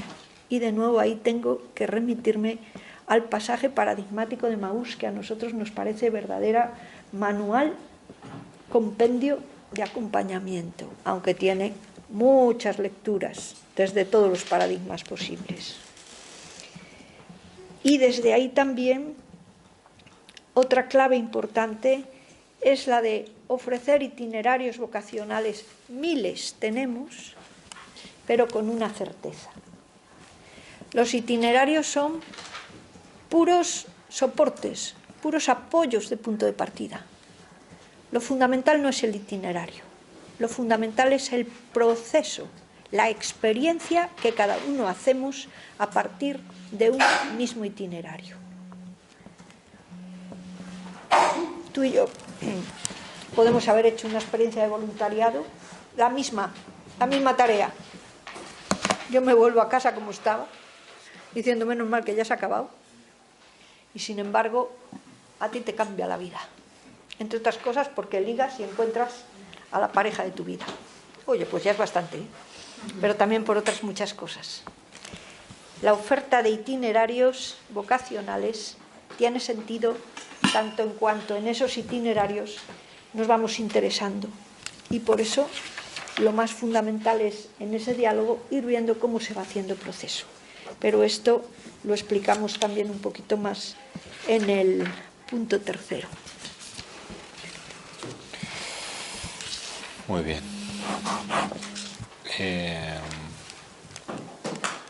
Arrancas cuando quieras, sabiendo que son 6:30, acabamos a las 7, o sea que entramos en la tercera parte, exposición, y ya hacemos aportaciones y comentarios finales. Cuando quieras. Las etapas de la configuración vocacional del joven de los 16 a los 29, el acompañamiento en ellas desde la fe cristiana, actitudes a cuidar en cada una de ellas. Mira, cuando yo he propuesto esta pregunta a los 10 compañeros y yo misma me lo hice, digo, ay, yo esta pregunta no la sé responder. Ay, esta pregunta yo no sé qué hacer con ella. Ay, esta pregunta, y curiosamente no me pasaba solo a mí, me pasaba, es que no sé si la quiero responder, porque o cambio la pregunta. Y me pasaba que muchos compañeros han respondido lo mismo. ¿Por qué? Bueno, una de ellas, precisamente, un matrimonio, los dos pamplonicas, compañeros también de Ruac, decían, bueno, el primer problema de las etapas, dices, actitudes a cuidar, dice, aunque lo decimos 1000 veces, todavía hay lugares en que estamos con los mismos itinerarios de hace no sé cuántos años y casi creyendo, imaginando que a lo mejor esto a alguno le servirá y para algo servirá. Y en el fondo se nos han cambiado tanto los escenarios que hoy en día sabemos que los itinerarios son flexibles y permeables o imposible. Primera afirmación. Segunda afirmación. ¿Por qué yo misma tengo ganas de cambiar la pregunta? Bueno, pues por lo que decía en la primera, del mismo enfoque o paradigma del que nos movemos. A nosotros nos inspira mucho un paradigma mucho más de unicidad, de integralidad, en que las cosas no son suma ni siguen una tras otra, sino que la vida es resultante de una interrelación muy grande de muchos elementos y las resultantes son muy diversas según todos los elementos que interaccionan. ¿Me explico? Entonces, me pasa que si los itinerarios los entendemos solo como propuestas que hacen referencia a la línea del tiempo, a mí ya se me queda raquítico. ¿Por qué? Porque hoy en día es también absolutamente indispensable para nosotros desde ese enfoque tener en cuenta la otra clave, que es la clave del espacio, la espacialidad. Dicho de otra manera, lo que acontece en los contextos, lo que acontece en las diversas situaciones. Y tercera clave, para un itinerario hay que tener en cuenta el tiempo, hay que tener en cuenta el espacio, pero hay que tener en cuenta también el movimiento. Es decir, las decisiones que se van tomando, los giros que se van haciendo, los surfeos y buceos que se provocan según las situaciones y los trances en que nos pone la vida. Dicho esto, nos ha pasado a veces, yo como buena castellana, aunque con ascendencia de Donosti, esto dicho en Bilbao hay que decirlo con mucha humildad, pues en Castilla está Teresa de Jesús, que es una tiaza, fue santa y eso, y hicieron muy mala historia. Ella escribió una historia que era Las Moradas, La gente decía, oh, está en la séptima morada y no sé qué, una de las cosas que coge es, dice, que nadie lo coja así lineal uno tras otro, porque se equivoca. Uno puede estar hoy aquí, mañana volver a la otra, anterior volver a pasado. Los itinerarios no son lineales. Y muchas veces lo propuesto para gente supuestamente de una etapa primera es lo que hace casi de palanca para que saque adelante cuando aquello tan sencillo se lo propones a otros que están en etapa superior. Para ver y para dar respuesta a los itinerarios, varios del equipo, y sobre todo hay una que es una apasionante del Camino de Santiago, dice que lo ha hecho muchísimas veces con jóvenes y que le sigue funcionando siempre. Y dice ella, en el Camino de Santiago se sabe con quién comienzas la etapa, pero no sabes las conversaciones que se pueden dar y con quién por el camino. Ayuda a tener a alguien siempre que te espera al final de la etapa y te pregunta, ¿qué? ¿Cómo ha ido? Pregunta abierta. Contéstame lo que quieras. Solo me intereso por ti. Ayuda a saberte caminando con otros. Nadie puede caminar por ti, ni debe decidir por ti qué llevar en la mochila. Habrá quien descubra solo que no hace falta llevar tantas cosas por si acaso, o quien no sea capaz de dejar de llevar nada de momento. Quizás unos años más tarde, cuando repite el camino, sea capaz de ir guardando camisetas viejas para el camino e ir dejando una en cada etapa, o ser capaz de llevar solo dos, una puesta y la otra secándose. Es decir, ¿qué es la clave fundamental que nosotros consideramos importante en el itinerario? Yo diría, estar ahí para establecer nexos, para tender puentes, para ir siendo buen notario que toma acta de lo que acontece, sabiendo que una propuesta, si ahora decís lineal, puede generar cosas muy diferentes según la situación y contexto en que uno esté. A mí me impresiona mucho Etty Hillesum, una testigo que conoceréis muchos de vosotros, muerta en la Segunda Guerra Mundial, una historia impresionante. Esta tía murió con muy pocos años y cuando escuchas y lees su itinerario espiritual dice, ¡jo! Esta tía llegó a la plenitud con qué pocos años. Y nosotros aquí, empezando por las aceitunas, o las patatas fritas todavía. Pero una coyuntura, una guerra mundial, una coyuntura que era judía, una coyuntura que se perseguía a los judíos, una coyuntura que le gustaba a la tía mucho pensar, una coyuntura que tenía un mediador, su amigo del alma, que le había ayudado, una coyuntura que tenía una familia muy difícil. Toda esa serie de coyunturas hizo que en un determinado momento, donde a lo mejor la etapa todavía era preguntarse quién soy yo, tuviera que ir a por todas. En ese sentido,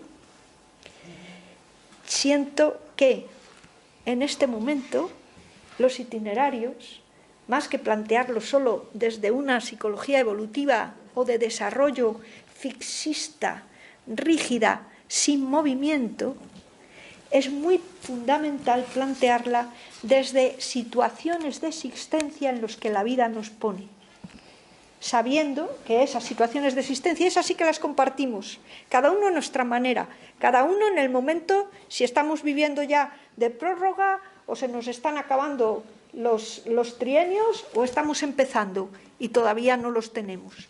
Da igual, pero situaciones existenciales. Y en esas situaciones existenciales los itinerarios son muy fundamentalmente importantes, que estemos sobre todo atentos para acercarnos cual acompañantes mistagogos y tender puentes. Sabéis esta palabrota, ¿no? La mistagogía. Aquellos que saben detectar dónde están señales de la presencia. Parece que esto suena a que a lo mejor Dios te está visitando. ¿Quién es ese? Te lo voy a presentar. A mí me lo presentó fulanito. Y cuando me lo presentaron dije, anda ya, historias las mínimas, que ya me contaron la de los Reyes Magos. pero me dijeron escucha. Itinerarios más desde las situaciones. Itinerarios de conocimiento de Jesús, o sea, no es desestimarlos, pero saber que están totalmente condicionados a los contextos y a las experiencias. ¿Quién empieza un itinerario desde una historia profunda de sufrimiento? Entre los jóvenes hay muchísimo sufrimiento. Gente que se ha sentido muy sola. Gente que a veces le han pasado cosas que ha dicho, no he encontrado a quién decírselas. Y de las cosas que más han impresionado es cuando alguien te dice, ¡guau! Me has podido escuchar. Algunos compañeros que son mucho más ordenaditos que yo en estas cosas dicen, hombre, si hubiera que poner un poquito etapas para acercarnos, como el símil que he dicho del Camino de Santiago, bueno, aparte de toda la gran etapa de ir preparando el camino, pero decíais desde los 16 años, dices, sí, un momento importante es antes de la entrada en la universidad o antes de plantearnos. Qué importante ahí es momentos intensivos, ofertas, pero sabiendo que en ese momento están polarizados por lo inmediato. ¿Me admiten o no me admiten? ¿Entro o no entro? Bueno, estar ahí, alentar. A lo mejor es momento solo de qué vas a hacer, cómo puedes hacer, para que te planteas eso, algunas preguntas, algún apoyo, pero sobre todo ver que se les apoya. Cuando ya está el largo periodo de la universidad, o si alguno tiene suerte o no ha ido por ahí, está trabajando, sí que es verdad que es momento que a lo mejor se puede trabajar con ellos porque están más en meseta.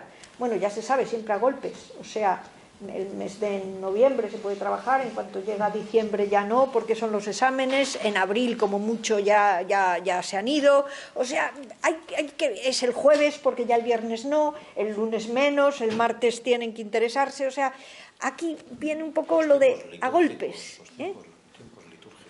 Los tiempos litúrgicos, esos, los tiempos litúrgicos de los jóvenes. Pero realmente ahí sí que se pueden hacer y estamos haciendo, ¿no? Pues eso es un trabajo mucho más de catecumenado, de presentación de Jesús, de ofertas, de lo que fuera. Pero ahora, tercer momento importante es cuando están finalizando la carrera, que además ahí es donde casi tienen que tomar decisiones y donde casi merece la pena también la pregunta vocacional. Antes, en otras épocas de la vida, la pregunta vocacional se hacía casi en la elección de carrera. Hoy es dificilísimo que alguien se lo plantee. Pero otra cosa es que desde los estudios que sea, sí que se puede dar una orientación, yo diría, humana, digna, a favor de la humanidad desde la carrera que sea. En ese sentido, claro, dices, ¿qué es lo que más les ayuda en estos itinerarios? Dicen, bueno, pues en una primera fase lo más importante es el estoy contigo, es decir, la vinculación. Dicho o dicho. En una segunda fase se ofrecen excursiones para visitar lo profundo del corazón, visitar el corazón, ¿eh? Y aquí hasta se puede coger el me gusta, ¿eh? Tercero, la toma de decisiones, el empezar por opciones. Claro, ahí también son opciones en que la gente también se plantea la pareja, pero también se plantean cada vez más, hay muchísimas historias en torno a plantearme la identidad, muchas identidades, desde el quién soy yo, qué me atrae, qué busco, etcétera, etcétera. Lo más clásico, al principio, una fase en que lo fundamental es un poco conocerse, pero dices, a partir de la vida. Nosotros decimos los contextos, los espacios, las situaciones son punto de partida siempre para un itinerario. Lo otro son a veces apoyos, ¿eh?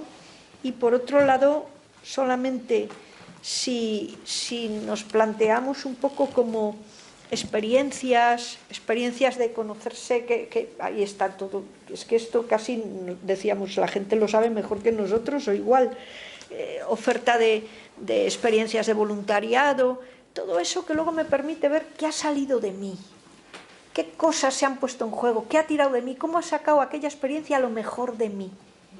¿Quién está al lado del otro para decirle que salga lo mejor de ti? Luego, el comienzo de la vida laboral, lo de plantearse con quién quieren vivir, desde qué valores. Yo creo que desde ahí ya es cuando uno también hasta se les puede presentar a Jesús, y un Jesús que no es una figura distinta de los otros, sino que vivió todas esas cosas, los aprietos de Jesús, los desplantes de Jesús a su madre, ¿eh? Cuando la madre le dice, mira, a ver, chico, que no tienen vino, quizá tú podías hacer algo, y dice, pero ¿me quieres dejar en paz? He salido de casa y nada más salir de casa ya estás queriendo que haga algo. Pero se lo pensó el tío, se lo pensó. Y luego, ahí es donde, cuando realmente va la vida adelante, es cuando se puede a lo mejor dar forma a un poco de proyecto, ¿no? Bueno, tendría más cositas, pero yo creo que la clave fundamental es esa. Muy bien. Son menos cuarto, así que vamos a dar un tiempo de compartir para que luego pueda cerrar Lola. ¿De acuerdo? Estaba Belén, que quiere compartir algo con nosotros. Venga. No, arriba de la frente se decía, y bueno, continuando también con lo que dices, al final esto de acompañar es un arte, ¿no? Es decir, que aquí aparecen elementos de cercanía, pero también de distancia, de no soy igual que tú, pero no soy distinto que tú. O sea, yo que ahí, en ese estar acompañantes, tenemos que trabajar mucho esos elementos, porque no somos colegas, no somos profesores, somos acompañantes, ¿no? Y entonces ese difícil equilibrio de la cercanía y la proximidad, pero también de la alteridad y la distancia, ¿no?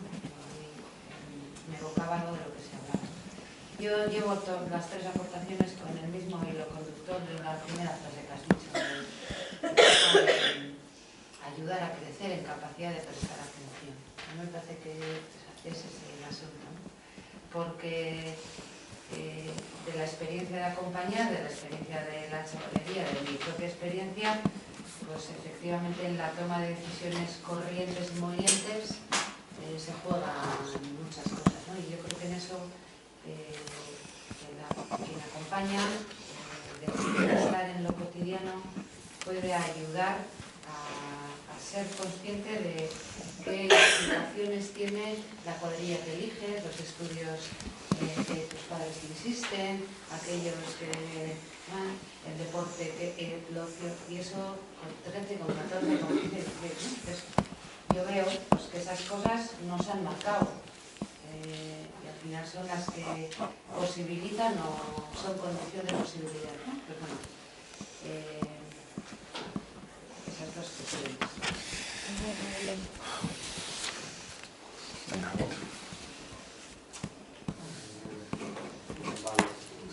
Yo a lo mejor no voy a decir más un poco más de todo que de la última parte.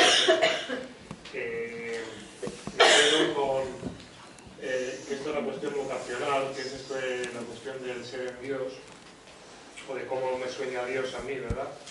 Es una cuestión de la harina del pastel, ¿no? No es una cuestión de la guinda que le puedo poner al final para que quede más bonito, ¿no? Creo que alguno apuntaba en ese sentido también antes, ¿no? Que no es algo que es superficial, sino que integra a toda la persona, ¿no? Entonces, cuando a veces salgo al encuentro de los jóvenes, pues no suelen estar muy preocupados por cosas, no lo manifiestan, porque en los espacios en los que estamos, pues manifiestan otro tipo de cosas, ¿no? Diversión, etc., ¿no? A lo mejor por dentro va algo, ¿no? Pero para llegar ahí, hace falta mucho tiempo de estar, ¿no? Y muchas veces no se consigue esa confianza, ¿no? Y entonces a veces, pues tengo la tentación, no sé si bien o mal, y al hilo, lo hilo con la pregunta que hacía Fernando, ¿no? Estoy con ellos, ¿y qué pasa cuando vamos a hablar aquí de Dios, ¿no? Que es algo que he venido, ¿no? Entonces, a hablar de mi libro, ¿no? Entonces, claro, a veces les intento hablar de Dios con cierto temor, porque, claro, a lo mejor puede pasar que me cierran la puerta, que a lo mejor me la cierran para no volver a abrirla, ¿no? Pero claro, yo cuando estoy con los jóvenes, también digo, ¿yo por qué vengo aquí? Es decir, ¿yo qué puedo hacer de bueno por ellos? Y ciertamente que lo que encuentro de bueno por ellos es hablarles de Dios, es decir, porque yo no tengo todas las respuestas, ni tengo a lo mejor respuestas a sus preguntas, pero me sé la historia de mi vida, ¿no? Y cómo esta se ha ido desarrollando, y a lo mejor eso les puede servir, ¿no? Yo puedo ser testigo, ¿no?, de algo que a mí me ha pasado, ¿no? Y eso se lo puedo contar. A algunos les servirá y otros no. Y también a lo mejor hace falta 5 segundos. También a lo mejor hace falta cierta responsabilidad por parte del interlocutor, ¿no? Estamos hablando de la responsabilidad de los acompañantes, pero los acompañantes también necesitan cierta dosis de humildad, ¿no? También hay que pedirles un poco de responsabilidad a ellos para su propia felicidad de vida, ¿no? Bueno, me he dejado una cosa, pero... Qué genial. Marija. A mí una cosa que me parece importante, estando con jóvenes que se comprometen, que hacen un voluntariado, un poco por lo último que has hablado, ¿no? Por el tema de los itinerarios es, pues cómo ayudarles a hacer preguntas de sentido, para que no sean consumidores de experiencias. Porque ciertamente sí que nos encontramos con muchos jóvenes que tienen un muy buen fondo, pero que pasan y saltan de una experiencia a otra, ¿no? Entonces esa experiencia de sentido, el desde cómo hago, desde dónde lo hago, ¿no? Y, o sea, ayudar un poco a esa pregunta de sentido de la vida, ¿no? Y luego otra, que en los periodos decías, ¿no? Pues el estar en las dificultades externas. Yo creo que es muy, o sea, las dificultades externas que tienen las personas, ¿no?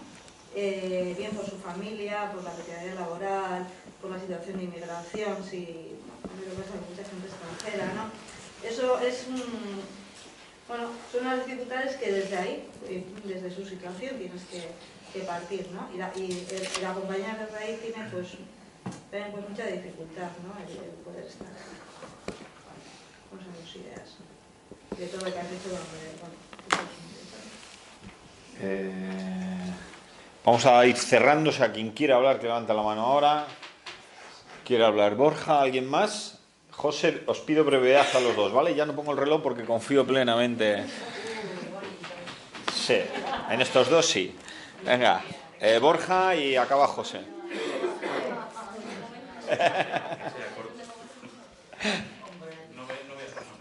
Vale, venga, Borja. Va con lo que acaba de decir Marije. El tema de la búsqueda de sentido. Hoy que tantas cosas que nos llegan son prácticamente de usar y tirar, o de cuando ya no me gusta lo aparto, tiene sentido y se puede hablar de algo que es la vocación, que puede ocurrir que sea para siempre. Vende lo que es para siempre, o eso da un miedo tremendo. ¿Cómo hacer entender que eso puede traer felicidad?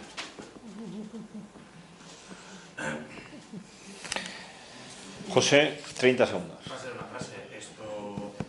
Belén ha comentado antes el tema de la necesidad de mantener una cierta distancia, ¿no? Claro, cuando rezamos el Padre Nuestro, decimos Padre Nuestro que estás en el cielo. O sea, no le podemos atrapar, no le podemos hacer nuestro. Y en esa relación de acompañamiento también es bueno, o sea, cómo mantener el equilibrio a veces entre cercanía y distancia, pues es un arte. A veces pues, lo consigues más, a veces lo consigues menos. Y me venía a la mente una frase que me dice Jesús también en algún momento del Evangelio a sus discípulos. ¿Qué necios y torpes sois? Es que, o sea, no se enteráis de nada. Pues que a veces pensaba, bueno, el estar con implica también decir a veces ciertas cosas de este tipo. Bueno, ahí lo dejo. Listo. Bueno, sí, Lola, 2 minutos, son 7 menos 5, 2 minutos para que hagas tu última reflexión. No sé si recogiendo esto último o recogiendo lo que a ti te parezca. Una última reflexión y cerramos. El acompañamiento, dices tú, es arte. El arte lleva muchas horas de ensayo en el taller, decía Erich Fromm. El acompañamiento también es ciencia del corazón. Nos pide reflexión y contemplación. No son solo técnicas. Y el acompañamiento es pedagogía. Pedagogía fundamentalmente del discernimiento, para, ojalá, acertar qué es adecuado y qué no es adecuado. Para eso hay que formarse. No todo viene de la formación, una formación que tiene teoría y práctica, pero yo creo que es muy bueno el boom del acompañamiento que se está dando en este momento con motivo del sínodo, pero el acompañamiento, como bien decíais, no se improvisa, aunque no todo tiene que ser técnico. Y desde ahí lo que se nos pide, yo creo, en este momento es ser acompañantes mistagogos, que significa ser compañeros de camino. Yo estoy como tú, por eso nosotros definimos, la primera definición que damos de acompañamiento es modo de ser en relación. Los dos seguimos a Jesús, pero tú en tu momento, yo en el mío, tú con tus búsquedas, yo con las mías, pero eso nos hace equiparable. Y un acompañamiento así es un acompañamiento mistagógico. Es el que lleva al encuentro con Jesús, por lo tanto en algún momento hay que presentársele. Un encuentro que se realiza en la relación personal con Él. Yo te puedo hablar de Él, presentártelo, pero luego ya lo que importa es que vosotros habléis y yo me retire. Y desde luego eso sí que requiere comunidad o grupo de referencia, no sé si tanto para ellos como sobre todo para nosotros, para que realmente nos podamos presentar desde ahí. ¿Y nuestra tarea en el día a día cuál es? Fijaros, se me ocurre, según estaba oyéndote, ¿os acordáis la de pasatiempos que van y dicen 7 puntos, 18 puntos? Dice, une los puntos y a ver qué te sale.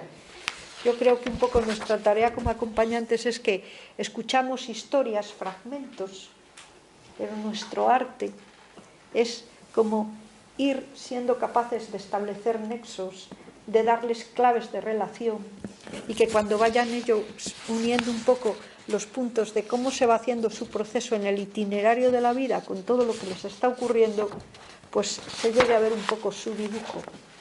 Ese dibujo es la vocación, ese dibujo es el horizonte de la vida, ese dibujo es expresión de identidad. Bueno, algo de esto dicho con pasión porque me sale espontáneamente, pero es lo que también con balbuceos, temores, estamos tratando de vivir bastantes juntos y en equipo, pues todos los días. Muchísimas gracias desde ahí por vuestras aportaciones, porque de verdad que he disfrutado mucho. Muy bien.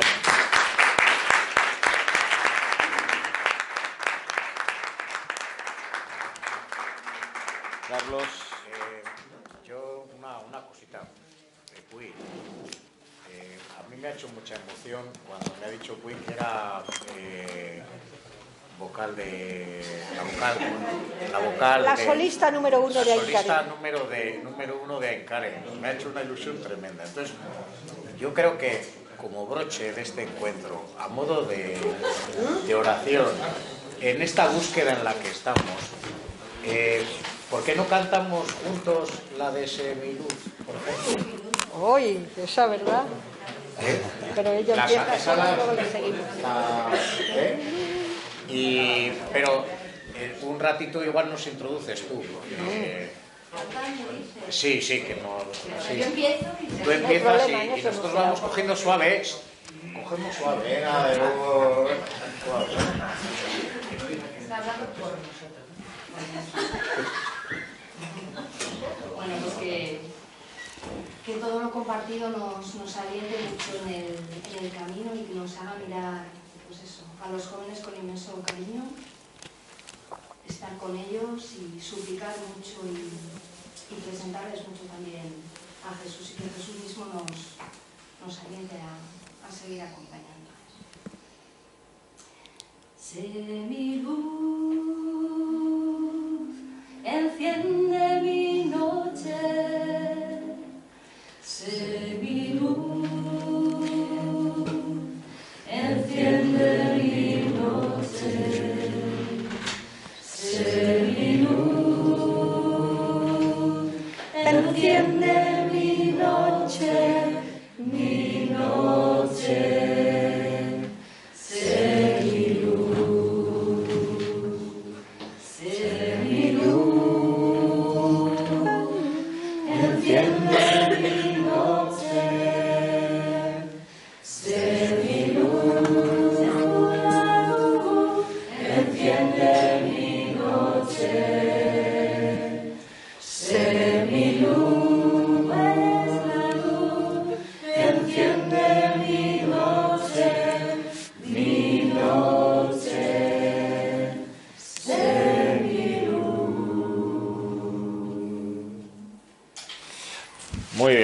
Muchas gracias por vuestra compañía. Y nos recordamos que la última sesión la tenemos allá por el 24 de abril. La idea... Un minuto, chicos. La idea es traer algunos testimonios personales de vida de cómo estar con los jóvenes, cómo acompañarles, cómo ir caminando con ellos en el discernimiento vocacional y algunas pistas para ello. ¿De acuerdo? Muy bien. Gracias a todos y a todas.